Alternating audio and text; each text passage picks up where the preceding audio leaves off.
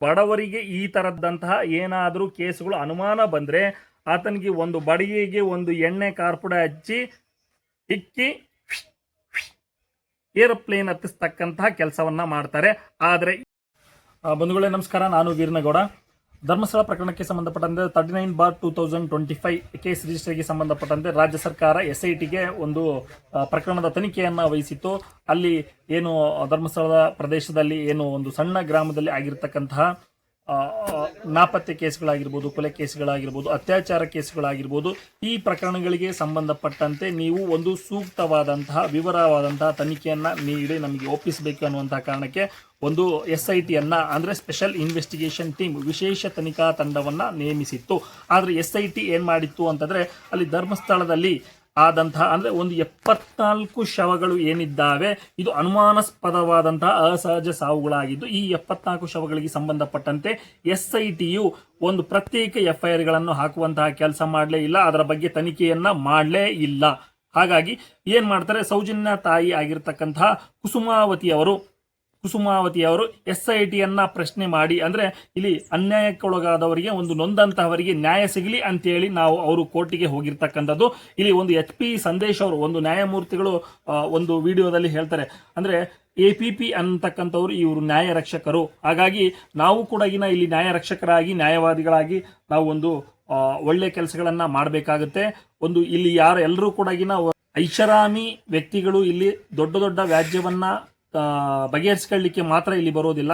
ನೊಂದಂತಹ ವ್ಯಕ್ತಿಗಳು, ಅನ್ಯಾಯಕ್ಕೆ ಒಳಗಾದಂತಹ ವ್ಯಕ್ತಿಗಳು ಕೋರ್ಟಿನ ಮೇಲೆ, ನ್ಯಾಯಾಲಯದ ಮೇಲೆ ಒಂದು ಅಭಿಮಾನವನ್ನ ಇಟ್ಟುಕೊಂಡು ನಮಗೆ ನ್ಯಾಯ ಸಿಗಬಹುದು ಅನ್ನುವಂತಹ ಭರವಸೆಯಿಂದ ಕೋರ್ಟಿಗೆ ಬರ್ತಕ್ಕಂಥದ್ದು. ಹಾಗಾಗಿ ನಮ್ಮೆಲ್ಲರ ಕರ್ತವ್ಯ ಏನಿದೆ, ಒಂದು ನಾಗರಿಕತೆಯನ್ನ ಕಾಪಾಡಬೇಕು, ಧರ್ಮವನ್ನ ಕಾಪಾಡಬೇಕು ಅನ್ನುವಂತಹದ್ದು, ಅಂದ್ರೆ ಸತ್ಯವನ್ನ ಕಾಪಾಡಬೇಕು ಎನ್ನುವಂತಹದ್ದು. ಹಾಗಾಗಿ ಆ ನ್ಯಾಯಾಲಯಕ್ಕೆ ಬಂದವರಿಗೆ ಒಂದು ನ್ಯಾಯವನ್ನು ಒದಗಿಸ್ತಕ್ಕಂಥ ಕೆಲಸಗಳನ್ನ ಮಾಡಬೇಕು ಎನ್ನುವಂತಹ ಮಾತನ್ನು ಹೇಳ್ತಾರೆ. ಆಕ್ಚುಲಿ ಈ ಪಬ್ಲಿಕ್ ಪ್ರಾಸಿಕ್ಯೂಟರ್ ಅಂತಕ್ಕಂಥವರು ಕೂಡ ಇವರು ನ್ಯಾಯ ರಕ್ಷಕರು ಎನ್ನುವಂತಹ HP ಸಂದೇಶ್ ಅವರು ಅವರದೇ ಆದಂತಹ ಶೈಲಿಯಲ್ಲಿ ಅವರು ನ್ಯಾಯ ರಕ್ಷಕರು ಎನ್ನುವಂತಹ ಮಾತಿನಲ್ಲಿ ಹೇಳ್ತಾರೆ.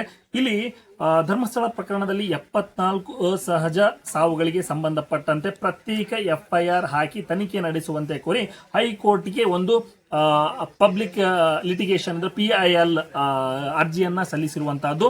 ಆ ಅರ್ಜಿಗೆ ಸಂಬಂಧಪಟ್ಟಂತೆ ಇವತ್ತು ಏನು ಬೆಂಚ್ಗೆ ಬಂದಿತ್ತು, ಆ ಬೆಂಚ್ಗೆ ಬಂದಂತಹ ಸಂದರ್ಭದಲ್ಲಿ ಹಿರಿಯ ವಕೀಲರಾದಂತಹ S ಬಾಲನ್ ಅವರು ವಾದವನ್ನ ಮಂಡಿಸ್ತಾರೆ.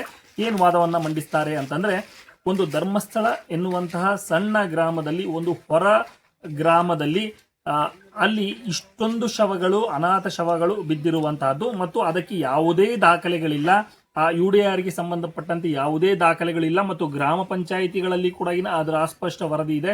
ಅದರಲ್ಲಿ ಯಾವುದೇ ದಾಖಲೆಗಳಲ್ಲಿ ಇಲ್ಲದೆ ಇರುವಂತಹದ್ದು ಅನುಮಾನಾಸ್ಪದ ಮೂಡಿಸಿದೆ. ಅದು ಇಷ್ಟೊಂದು ಶವಗಳು, ಅದು ಸಣ್ಣ ಒಂದು ಗ್ರಾಮದಲ್ಲಿ ಇಷ್ಟೊಂದು ಶವಗಳು ದಾಖಲೆ ಇಲ್ಲದೆ ಇರುವಂತಹದ್ದನ್ನ ಹೂತು ಹಾಕಿರುವಂತಹದ್ದನ್ನು ನೋಡಿದ್ರೆ ನಮಗೆ ಅನುಮಾನ ಬರುತ್ತೆ ಎನ್ನುವಂತಹ ಕಾರಣಕ್ಕೆ ಅವರು ಒಂದು ಹಿರಿಯ ವಕೀಲರು ವಾದವನ್ನು ಮಂಡಿಸ್ತಾರೆ.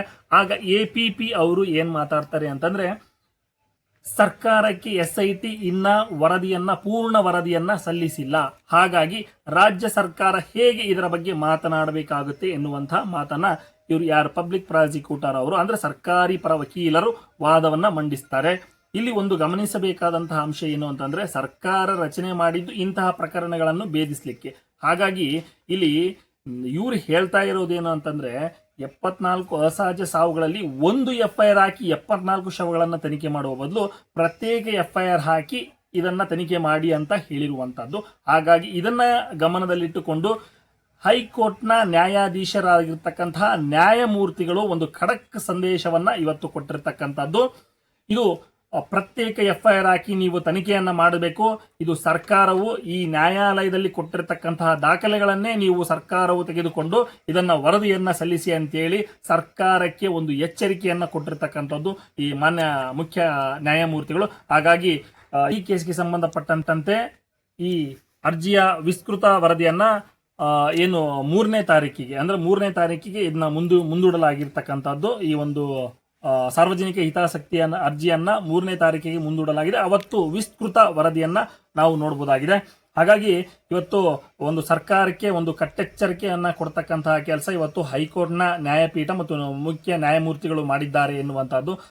ಬಂಧುಗಳೇ, ಇಲ್ಲಿ ಒಂದು ಗಮನಿಸಬೇಕಾದಂತಹ ಅಂಶ ಏನು ಅಂತಂದ್ರೆ, ಇಷ್ಟೆಲ್ಲ ಸರ್ಕಾರ ತನಿಖೆಯನ್ನ ಮಾಡಿ ಅಂತೇಳಿ SITಗೆ ಕೊಟ್ಟರು ಕೂಡ SIT ಪ್ರತ್ಯೇಕ FIR ಹಾಕಿ ತನಿಖೆ ಮಾಡದೇ ಇರುವಂತಹದ್ದು ಮತ್ತು ಆರೋಪಿಗಳನ್ನೇ ಎತ್ತಿ ಕಟ್ಟುವಂತಹ ಕೆಲಸ ಮಾಡ್ತಾ ಇದೆ ಅಂತಂದ್ರೆ, ಇದರಲ್ಲಿ ಒಬ್ಬ VIP ಅಂದ್ರೆ ವೆರಿ ಇಂಪಾರ್ಟೆಂಟ್ ಪರ್ಸನ್, ಆತ ಎಲ್ಲ ರಾಜಕೀಯಕ್ಕೆ ಬೇಕಾದಂತಹ ವ್ಯಕ್ತಿ ಇರ್ತಾನೆ ಎನ್ನುವಂಥದ್ದು ಇಲ್ಲಿ ಸ್ಪಷ್ಟವಾಗಿ ಗೊತ್ತಾಗ್ತಾ ಇದೆ. ಹಲವಾರು ಕೇಸುಗಳಲ್ಲಿ ಬಡವರಿಗೆ ಈ ತರದ್ದಾದಂತಹ ಏನಾದರೂ ಕೇಸುಗಳು ಅನುಮಾನ ಬಂದ್ರೆ ಆತನಿಗೆ ಒಂದು ಬಡಿಗೆಗೆ ಒಂದು ಎಣ್ಣೆ ಕಾರ್ಪುಡ ಹಚ್ಚಿ ಇಕ್ಕಿ ಏರೋಪ್ಲೇನ್ ಹತ್ತಿಸ್ತಕ್ಕಂತಹ ಕೆಲಸವನ್ನ ಮಾಡ್ತಾರೆ. ಆದ್ರೆ ಇಲ್ಲಿ ಏನು ಅಂತಂದ್ರೆ ಇದ್ಯಾವುದೂ ಕೆಲಸ ಮಾಡ್ತಾ ಇಲ್ಲ ಅಂತಂದ್ರೆ, ಇಲ್ಲಿ ಒಬ್ಬ VIP ವೆರಿ ಇಂಪಾರ್ಟೆಂಟ್ ಪರ್ಸನ್ ಇದ್ದಾನೆ ಅಂತ ಅರ್ಥ.